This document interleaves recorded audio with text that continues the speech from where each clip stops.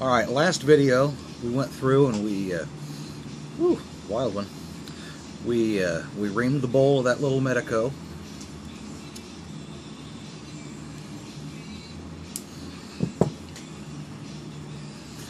Then we used my pocket knife to gently scrape the char and build up off of the rim. And actually looking at this thing, so there's really I'll block that light a little bit. There's really not that much char on the rim. It's mostly just some tar buildup. There's some adhesive left over from a piece of tape they had the price tag on it with. And then you can see down on the bowl we got about all the cake out. There's still a little bit in there, and that's okay. It's not gonna hinder us. These were never really great pipes, but I think the older pipes, and I'm not the only one that's got this opinion, but I think the older pipes, even the lesser quality pipes like this one, were actually made with better briar than a lot of stuff that's out there today, especially on the low end. I mean, this thing, it's not very big, but it's really, really light. I would expect a Grabo from the drugstore today to be a lot heavier than this one. And judging from the amount of cake that was in it, it will probably smoke pretty well. So anyway, what we're going to do now, I know some of you guys have commented on pictures and videos that I've done about, oh, I must like to have a drink with this pipe because you see this bottle of Everclear in the background. Now, I'm not drinking this stuff. This is my preferred solvent to clean these guys with. I know a lot of guys will use a high-proof isopropyl alcohol or denatured alcohol to clean the old pipes up. Personally, I don't agree with that, and this is just personal preference, but you're going to spend hours on end with this thing stuck in your mouth, smoking a product that is known to not be a very healthful thing to consume. So why would you use something that's known to be toxic to clean it up with? My opinion is, if you're not willing to eat it or put it in your mouth and chew on it a while, you probably should not be putting it in your pipe. So that's why I prefer Everclear or any other high-proof alcohol. Bacardi 151 will work. It'll give it a little bit of a sweet taste. Everclear being, I mean, it's plain straight grain alcohol. It's 190 proof. It's 95% alcohol by volume. It's about as pure as you can get, pure grain alcohol, and the stuff won't make you go blind if you drink it. It'll make you fall down and stagger around, and you'll have trouble talking for a few hours, but you're not going to go blind like you would if you drank isopropyl or denatured alcohol. So anyway, that's my rant on that. So what I'll do is I'm going to start out with your typical, man, I am sorry about this light. I just cannot keep from getting that glare in there. That's what I get for not having a proper studio, I guess. But anyway, this is just a plain old bristled pipe cleaner. And what I like to do is, when I start out with this, is I go with the bristled pipe cleaners initially to help break up some of that gunk. And sometimes these old pipes will be stuck and you won't be able to take them apart.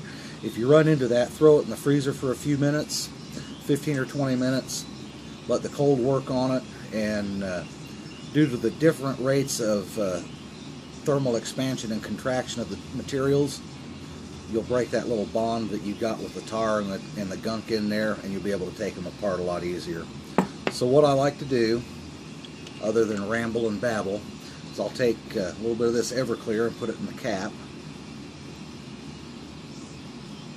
Well, and incidentally, this stuff is highly flammable, so you know, keep the open flames away from it, because it will flash and flare and burn.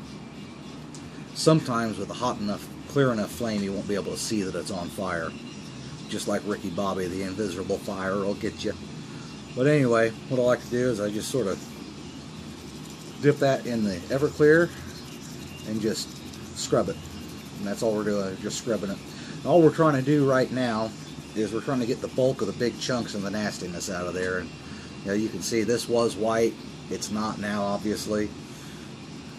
Since I'm working on the draft and the stummel, these are tapered. I'll take the other end and fold it in half and run it around in there and dry it out a little bit. And get the tenon, or the mortise rather, clean it out. Since it's already gunky and wet, I'll run this around in the bowl and get some of that dust that's left over in there out. One thing you want to watch, the dyes that they use on these, on the pipes, is an alcohol-based dye. So if you get the Everclear on the outside of the pipe, wipe it up as quick as you can. Otherwise, you're actually going to remove stain, and you'll have to re-dye the pipe. So again, it's just a long, slow process. You're going to burn up, maybe a dozen pipe cleaners getting this thing cleaned out. And see, it's a little cleaner, but it's still coming out pretty nasty. I'm going to let this soak with that wetness in there.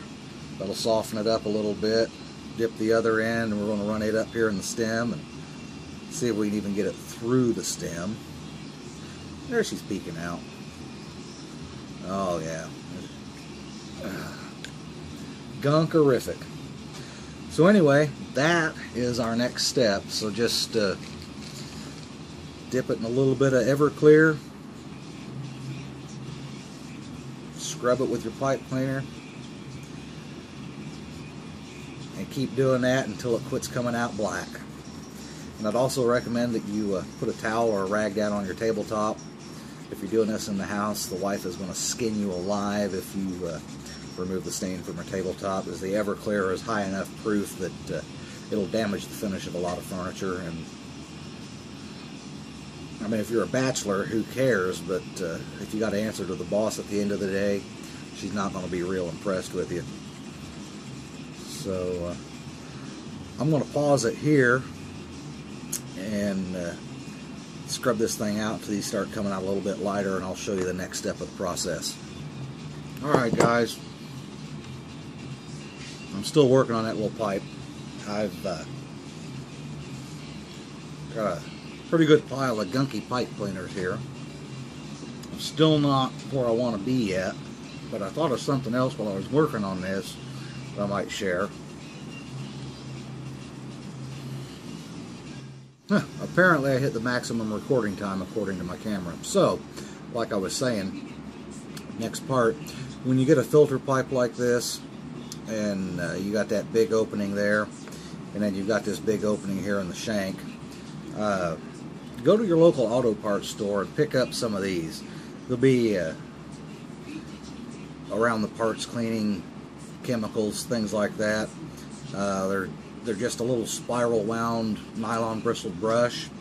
Use that, and when you got one that's really gunky like this, you can save on pipe cleaners a little bit, and just put that up in the shank, or in the stem in this case, and just work that thing, and you can see right there all that tobacco juice that I'm basically reconstituting with Everclear, kind of seeping out there. It'll save you some pipe cleaners. It's a little more aggressive than using a pipe cleaner in there, and that'll help you get the big chunks of the gunk and stuff out, speed the process up a little bit. So anyway, I'm going to go back to work on this and get this cleaned up, and hopefully I won't reach the maximum recording limit on this this installment of our pipe restoration. So I'll be back in a couple. I'm just about finished that bowl, so I've been working on this for a little while. But you can expect to spend really up to an hour scrubbing on these things just with pipe cleaners and stuff. I mean, it's a labor of love. It's a hobby. It's not something you're going to get rich if you think you can buy these things and flip them on eBay, because the time you get wrapped up in it, you'll never recover the cost of your time. But it's a fun way to spend a weekend. So I'm going to keep working the brush with some Everclear, get this thing cleaned out, and we'll be back. Okay, one more thing. I've also got this little bitty set of brushes here, and these are, you find them a couple different places. You find them at the auto parts store or the farm supply store, and you'll either find them in the welding area or the paint area, and depends on where you go as to how they market them. But these are, I believe this set is paint gun brushes for cleaning out spray guns. You got this little bitty guy here that's actually smaller than a pipe cleaner and got a nice bristled end, so those will help to speed the process up a little bit. Just about done. I'll finish this up and be right back. Okay guys, I have now got this thing cleaned up where I'm happy with it. You look in there, it's nice and clean. You know, you run a pipe cleaner up in there, comes out clean. I've got a nice big pile of nasty, disgusting, dirty ones, and dirty rags, dirty hands. And I'll say, if you're a little squeamish about this stuff, you know, somebody else's tobacco juice, wear some rubber gloves. I know a lot of people are squeamish about estate pipes anyway, but I'd encourage everybody to give them a shot. But if you don't like getting your hands dirty, get you some rubber gloves. I've got some really nice black vinyl ones available at the home center or the auto parts store. We've got this reamed out. I've got the shank and the stummel cleaned out. So now we're ready for the next part, the fun part. We're going to play with some fire. So what we're going to do is we're going to use a retort.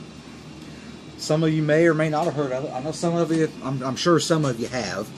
But what we're going to do is I've got a small alcohol burner right here, and I've got a little test tube and a test tube clamp, rubber cork with a length of surgical tubing. And what I'm going to do is I'm going to put some Everclear inside this test tube, put the cork on it, and I'm going to put this piece of surgical rubber over the end of the stem, right at the button. And we're going to boil the alcohol up through the pipe, and we're going to extract any remaining tars and oils and things from previous tobaccos.